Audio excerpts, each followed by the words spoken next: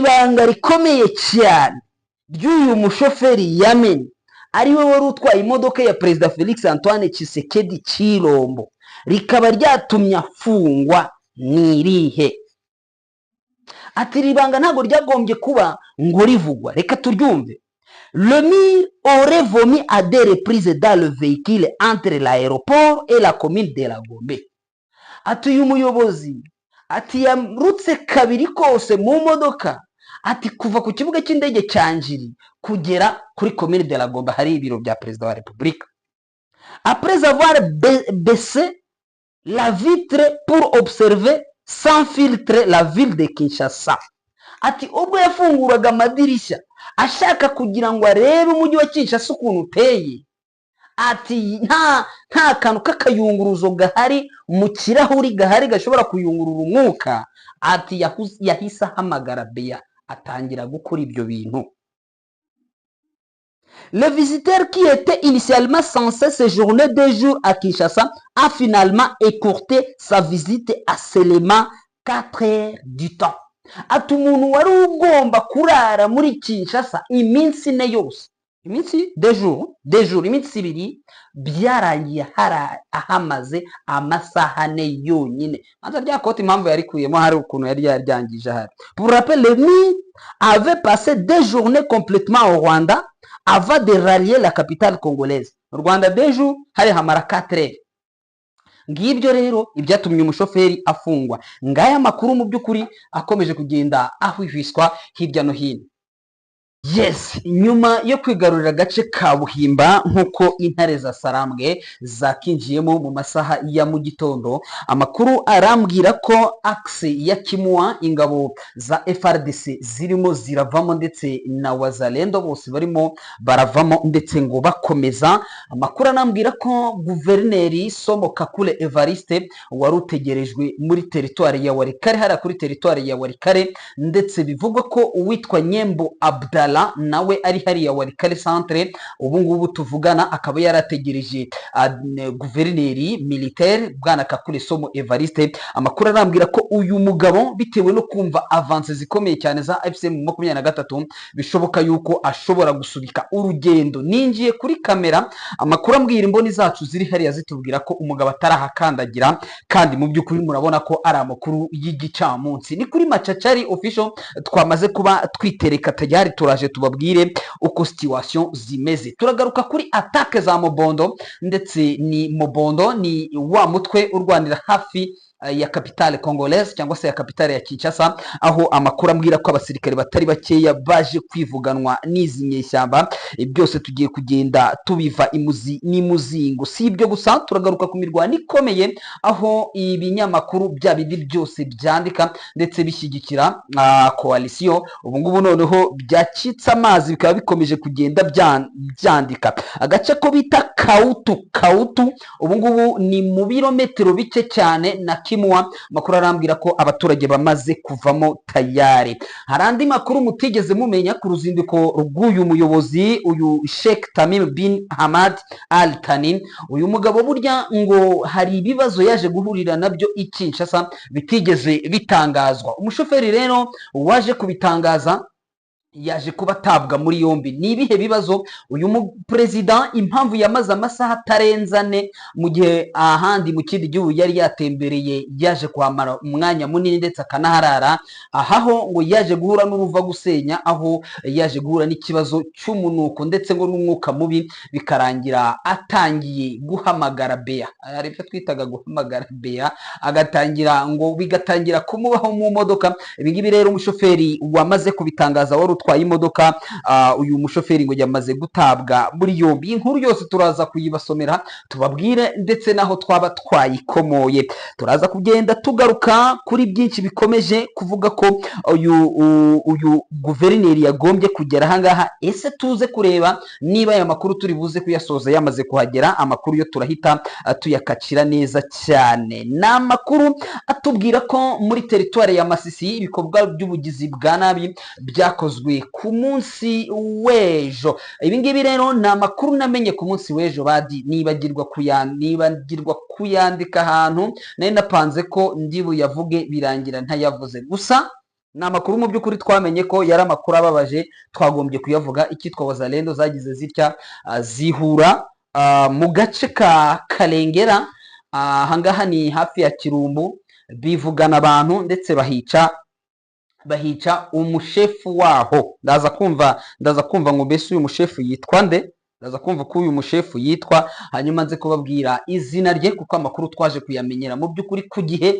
ahubwo ni twebwe ubwacu twagize uburangare bwo kuyatangaza, kandi ibi ngibi nabyo mu by'ukuri nta bunyamwuga buba burimo. iyo inkuru yahageze tuba tugomba kuyivuga. Sinzi ukuntu byagenze rero, mutwihanganire ndetse tunabasaba mu by'ukuri kutubabarira kuri iyo nkuru. Ahangaha ni muri gusa abandi bamenya inkuru zo kuri Teresi ntazo nigeze numva bavuga, ntabyo baba babizi. mu by'ukuri bahiciye abantu kandi biravugwa ko bishwe n'izi inyeshyamba za ANCDH zo kwa Jean Marie. abantu mu by'ukuri bageze muri batatu barimo uyu muyobozi. ni muri Karengera, ni axe zikontororwa na FCM 23. inkuru nk'iyi ngiyi rero ntabwo twagombye mu by'ukuri kutayivuga. hari indi nkuru ikomeje gucicikana ku mbuga nkoranyambaga, umumotari urasiwe muri ku kasoko ka Nkuba, ararashwe. ibingibi tuba tugomba nabyo kubivuga, ngo arashwe n'umupolisi w'umukobwa,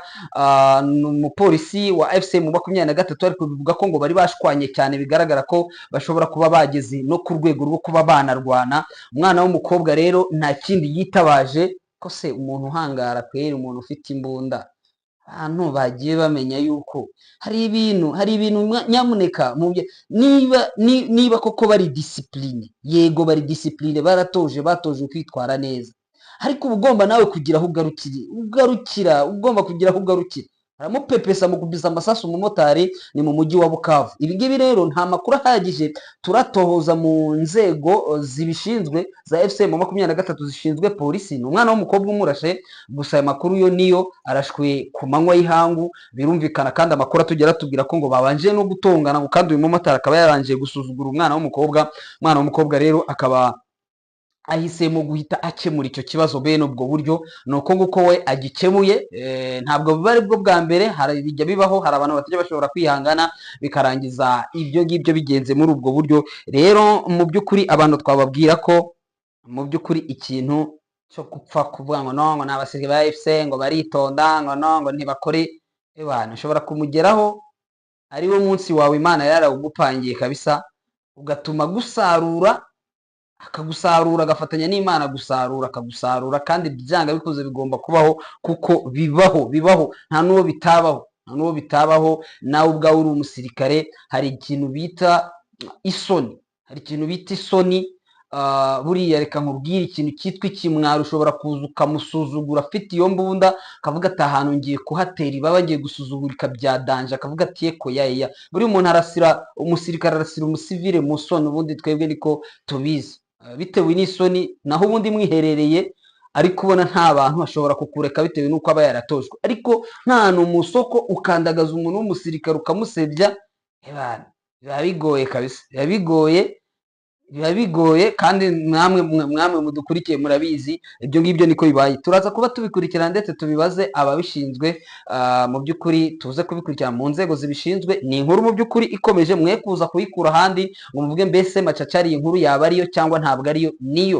niyo kabisa. n'uyu mumotari yamaze kuba amenyekana kugeza amagingo aya ngaya, n'umurambo we wamaze gukurwa hariya mu mujyi wa Bukavu. muri Uvira rero ni ikiro gikomeye cyane kugeza amagingo aya ngaya, birumvikana barimo bararira ku rwego rudasanzwe bitewe n'abantu bishwe ku munsi w'ejo. mu by'ukuri rero imirambo iracyari aho ngaho, ndetse nahoze mbona umuyobozi wa 33e region militaire agira ibyo atangaza, ariko saragira ibyo atangaza bimeze bite. munyemerere gusa mbereke ukuntu tubigenza. dutangire dutya kabisa. amakuru mwirirwanye, wamenye ko shefu w'ikarengera bamwishe, shefu w'ikarengera mu gitondo bamwishe, bamwitaga Gikwiti, bamwiciye mu sante y'ikarengera hakurya za Karengera n'uburenze Kirumbo to mu Ryagoro, hari ako bampatswe. bamuguye nyine Abazalendo baje bahita musanga mu sante mu mawitere mbega bajya bafite misiyo ye gusa bahita bamurasa ako kanya no guhita baca umutwe bawusiga mu santere aho ngaho muri Karengera bahita bagenda abazalendo ubwo bari baturutse mu ibyo bice bya Rworiba ho mu hepfo. So nuko nguko tubitangiye ni inkuru mu by'ukuri nabanje nisegura ndavuga nti ntago nayibagejejeho nayiherewe ku gihe umuvandimwe yayimpereye ku gihe ariko biza kurangira bincitse kubera ko nari nzi ko ari inkuru ngomba gutanga mu makuru ariko birangira mu by'ukuri ntayitanze. Amakuru atugera aratubwira ngo iki, aratubwira ko uyu mushefu nk'uko mwamwumvise ariwe babanje kwica ndetse baturutse muri axe muri hasi muri za Rworiba bakazamuka nabo kwa Jean Marie barazamuka baramwivugana, bamaze kumwivugana ndetse bica ngo n'abandi baturage babiri baravuga ko bishwe ku munsi w'ejo ndetse mu by'ukuri akaba ari muri lokalite ya Kirumbu muri groupe ya Bashari Mokoto muri sheferi ya Bashari mu gace ka Karengera.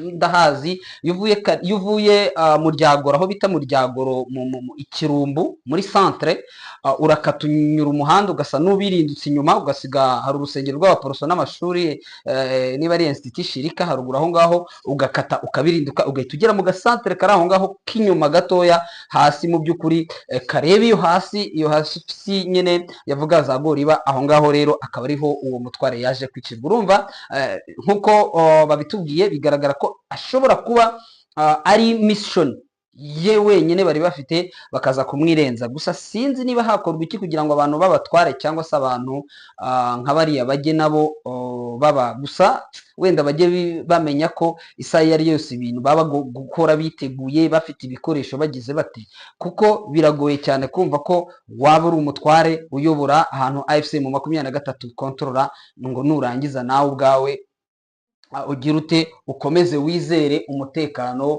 mu by'ukuri umutekano. Sinzi biragoye cyane sinzi rero niba turimo neza twavuze tutireka natwe tubyikorere turebe niba bihita mu by'ukuri byihuta cyane. Gusa niyo ngiyo wenda tugomba kuvuga, iyo yari inkuru cyane ko navuga ko irababaje ku bakunzi ndetse n'abakomoka muri ziriya axe muri biriya bice. Urumva ko answa ibyo ngibyo bisa nkaho navuga ko bibabaje. Reka nirukankire ko se amashusho buriya kweri amashusho murimo muratubona neza kweri, muze kutwandikira muri comment mutubwire niba koko turimo cyangwa niba tutitegeye neza mu by'ukuri iki gikoresho cyacu. Gusa munyemerere dusimbukira mu gace ko bita Kautu, hanyuma mpite nsimbukira muri teritwari ya Walikale kuko niyo turi buze kwibandaho cyane. Walikale yasimbirijwe kandi Walikale isaha iyo ari yose mushobora mukumva ngo AFC mu 23 mu by'ukuri irayifashe. AFC mu 23 tubabwira ko itigarurira ibice bitewe sirutuke nta oda baba bahawe. Niyo ubabajije babaza none bimeze bite nabarabizi na za Uvira mwebwe mukunze nawe kubibaza, barakubwira ati twebwe tuba turindiye oda, tigiye tuzahererwa oda, ati niba duha oda ati mwebwe muzarindire ati ibintu bizahita byikora, ati nta kindi. Umuvandimwe ariko yambwiye ati twebwe kabisa ati niko biba bimeze, ati iyo duhawe oda ati ubundi akazi turagenda tukagakora. Ndaza kumusaba uburenganzira niba ijwi narikoresha, ariko ubu ngubu ntabwo narikoresha ndaza kubanza nabimubaza mu by'ukuri uri muri ziriya axe. Gusa mu gace ko bita Kautu mu kanya barambwiye ngo le rebelle de l'AFC M23 et les forces gouvernementales s'affrontent à Kautu, déplacement de la population signalé dans cette entité. Ngewe aha nshaka kugira ngo mbasobanurire ko nyuma yo gufata agace ko bita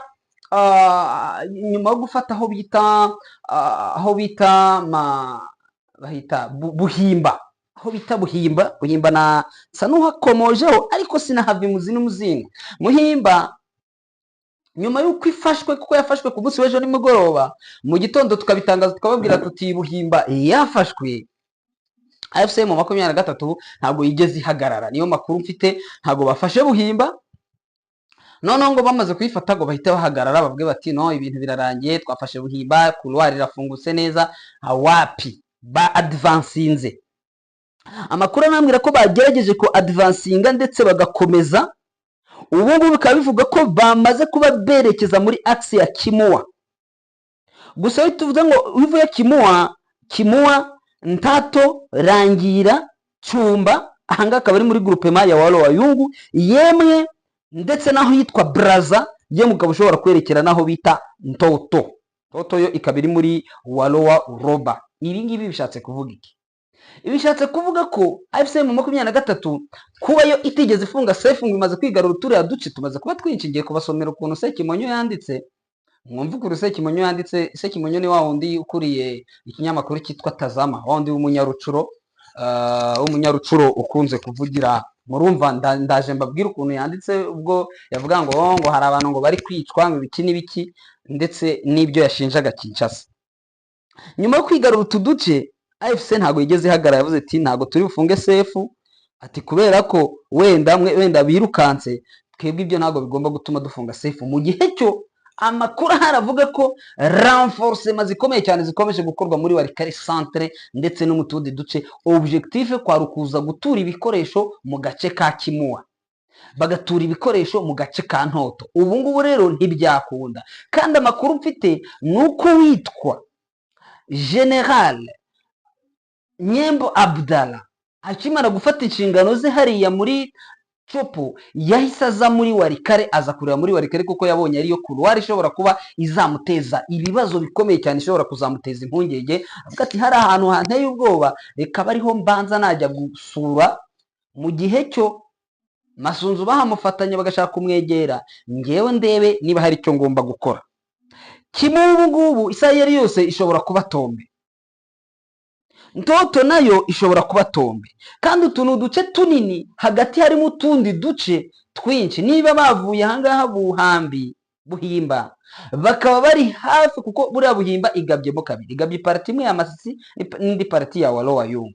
Niba rero bari ku advancinga bamaze kuba binjira basa nkaho begereye ikibuga cy'indege cya akara ka aerodrome kahari ya Kimua, kakaba kasa nkaho kazungurutswe ubu kabare ntacyo gashobora gukorerwaho, byose biragaragara ko uyu mugabo uri Walikale yagize ubwoba bukomeye cyane. Andi makuru aravuga ko uwitwa General Kakule Somo, uyu mugabo nawe wari ufite mission yo gutemberera ahangaha, amakuru aravuga ko byarangiye uyu mugabo biri kuvugwa ko yagombye kuza, ariko kugeza amagingo yasinzi niba araza, kuko amakuru mfite nuko atarahagera.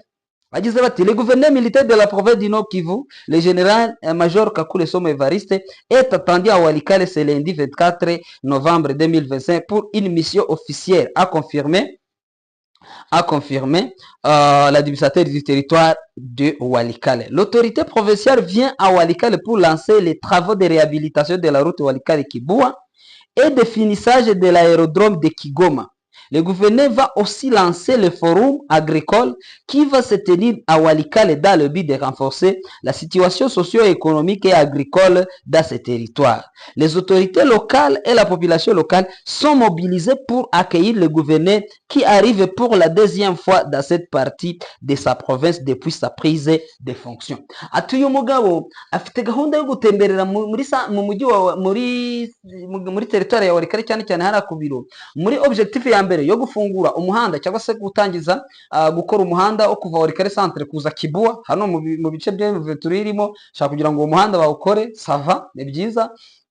Mission ya kabiri niyo gufinaliza, yaraje mu byukuri ngo gusoza muzi ko ikibuga cy'indege cya Kigoma mu ukwezi kwa Kangahera, mu kwezi igihe AFC mu 23 yari yarahafashe, bahagiye baharasa na drone, barangije baragisenya baracyangiriza. Barimo bongera rero kongera kugikora, ariko se abantu biyangiriza ibintu bakongera bakanabikora, ndetse te na AFC zabisubiramo te nabongere babirase mu nyumvire nk'ibyo bintu. So ngo yari kujyayo kugira ngo babisoze icyo kibuga cy'indege n'ubundi cyongere gitangire gikoreshwe. Ikindi ngo yari gutangiza mu byukuri ngo yarazanywe no gutangiza gahunda z'ubuhinzi ngo bugezweho. Ura muri Walikale bari inyuma cyane ku by'ubuhinzi, bari inyuma cyane hafi kuri buri kibe cyose baracyari inyuma. So nibyo rero byagombye kumuzana. Gusa amakuru mfite ngo nuko na nuko na komanda 3e zone de défense nawe bari kuba bari hamwe muri aka gace kabisa.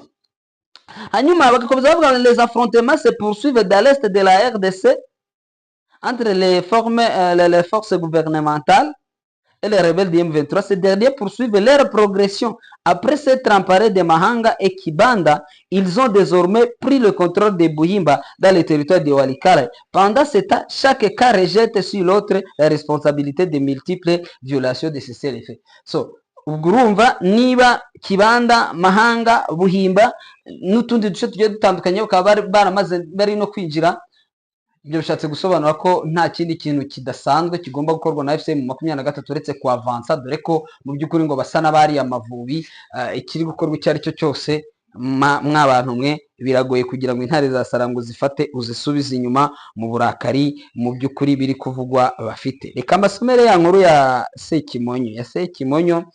Sekimonyo nawe yagize ibyo atangaza mu gahinda gakomeye cyane. Ubwo ndavuga Tazama RDC.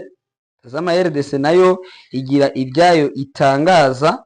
Yagize ati ngo M23 sans combat pour sans victoire mais avec des crimes sauvages.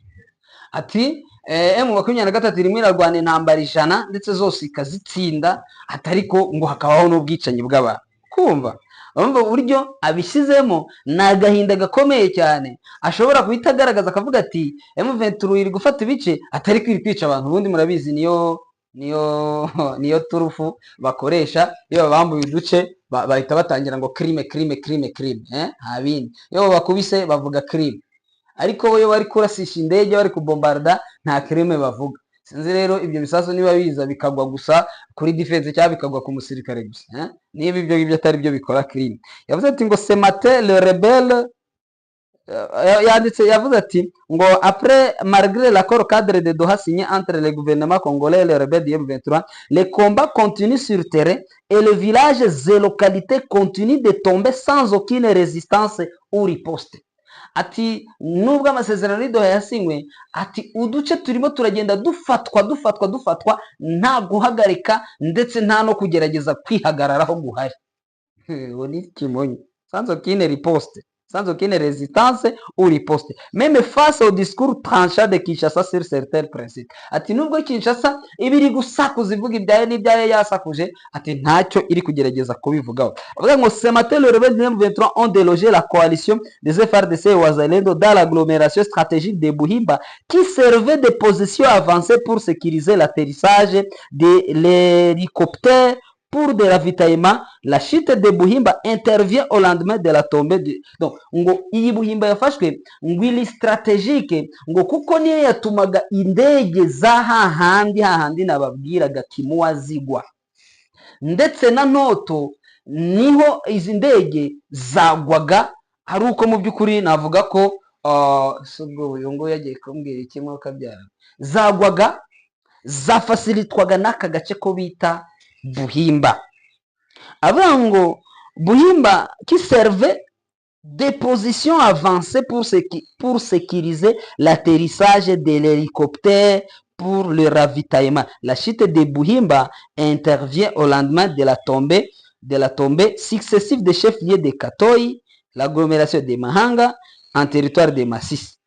Unyumvire yongeye aragaruka ahita ajya no muri Sud Kivu, ari kugira ngo yereke Kinshasa, avuga ati nyamuneka Kinshasa ko murimo murasakuza bayama, murimo murasakuza mu biki ko bikomeye. Yongera avuga ngo dans la province de Sud Kivu, le rebelle du M23 poursuivre la progression village par village. Ati muri Kivu y'Amajyepfo FCM 23 irimo irafata urusisiro kurundi ngo ntawe uhagaze hagati. Ariko Sekimonyo neza yarase uransekeje kabisa. Umva ngo village par village, tout comme colline par colline, atagasozi ku kandi urusisiro kurundi. Utwo dusozi yanatuvuze wenda nta nubwo ari natwinshi mwuka byaramwe, ariko nyine ashaka kugaragaza ko basa nkaho nta leta bari kurwana nayo, ndetse basa nkaho AFCM 23 iri kugenda mu by'ukuri nta muntu iri kurwana. Yavuze ati Ils ont récupéré la position de Kalongutwe. Seules quelques positions fragiles des Burundais alliés aux FRDC tiennent encore. Ati bafashe Kirungutwe, aturetse tudifensi dukeya natwo ngo turi fragile. Fragile ni ukuvuga ngo ni utuntu tworoheje dushobora kubomboka isaha iyo ari yose. Ati tworoheje two twonyine dusigaye turimo abarundi, ati naho izindi zose zamaze gusenyuka kabisa muri axe ya Kirungutwe. Urumva? Les FRDC et les Wazalendo dans les zones sont encore une fois de plus repliés, affirme nos sources croisées dans les zones. Ati ngo amakuru ye amubwira kubwira ngo abasirikare ba FRDC bo ndetse na Wazalendo gahunda yabo no kugira ute no gusubira inyuma, uretse to defense duke tw'abarundi ngo natwo ngo tudafite imbaraga, ngo mu by'ukuri turi fragile. Donc ikintu kiri fragile namwe murumva ni ikintu kiba kiri teketeke, ikintu cyoroheje mu by'ukuri. Ngo parallèlement cette progression l'on signale les théories de AIC. Shiramoka kandi ndashaka kubabwira mwa abantu mwe ya propagande ya za Tazama, ya propagande ya za actuality iragerageza za propagande za Micombero n'abandi, ariko hari igihe ukabona actuality yo nyine nubwo ishyiramo ka propagande gake, ariko ubona yo hari uburyo wenda yashyizemo n'akantu kajya gusa n'aka professionnalisme gusa. Mu by'ukuri sinavuga mbo yego uko bari de plus au moins kabisa, navuga ko bo bagerageza nubwo batavugisha ukuri kwa nyako, ariko dini para kubera ko baba bari muri Kinshasa bagerageza wenda gusa nkaho bavuze ibyabaye, bavuga ati byagenze bitya. Ngayo nguko rero. Hanyuma ndumva wenda uyu mupolisienne nsa n'uwabisorejeho warashuye umusore, ntabwo ndibwirwe mbigarukaho, nababwiye ko ndibuze kubigarukaho. Ni ku soko yabo bita Nguba. Uyu mumotari yitwa Dieme, yarashwe saa 5:40. Urumva hashize umwanya munini. Icyo nshobora inkuru ngiye gusorezaho rero ni inkuru itangaje ivuga ko Emile wa Katare ngo yarutse mu modoka. Uyu musaza ngo yarutse mu modoka nyuma yo kumva ngo umuntu ukomeye cyane ubwo mu by'ukuri yakiriwe muri Kinshasa. Reka nyisome mana yanjye, singe wayiteguye, ngewe impamvu njya mbabwira ndababwira ati inkuru mbazaniye mba mfite ahantu nayivanye, ntabwo aba ari gupfa kwicara hano ngo mpfe kwitekerereza, ngo mpfe kuvuga ngo no ngo ndahimbye. Bagize bati mbisome mu rurimi birimo, hanyuma tubinterprete mwumve ukuri uko kumeze. Bavuze bati le chauffeur du véhicule présidentiel qui conduisait le président Félix Tshisekedi et son illustre visiteur, son Altesse Sheikh Tamim bin Hamad Al Thani, a été arrêté pour avoir divulgué une information qui aurait dû rester confidentielle. Ati umushoferi wari utwaye perezida Felix Antoine Tshisekedi ndetse n'umuperezida w'ikirenga wa Katari yatawe muri yombi azira kuba ngo yamenye ibanga rikomeye cyane. Ibanga rikomeye cyane ry'umushoferi yamenye ni iri ibanga rikomeye cyane. Wenda dusoza mu by'ukuri dusoreze muri Bunyakiri muri groupema ya Mubugu. Muri Mubugu kuva saa 8:30 amasasa arimo arumvikana mu gace ko bita muri village ya Murangu. Ku makuru dufite atugera aratubwira ko ngo abasirikare ba M23 bamanutse banyura ku kiraro cya Mbindano, hanyuma Wazalendo nabo bari mu birindiro byabo ngo basa n'abamanutse, hanyuma AFC M23 bahita barwanira muri ako gace. Imirwano rero irakomeje kugeza amagingo yangaye. Ubu ngubu tuvugana isasu ririmo rirumvikana muri ibyo bice. Reka rero mbashimire cyane, nsoze aya makuru mbashimira. Nakoze cyane amakuru yacu nakagaruka. Ciao ciao.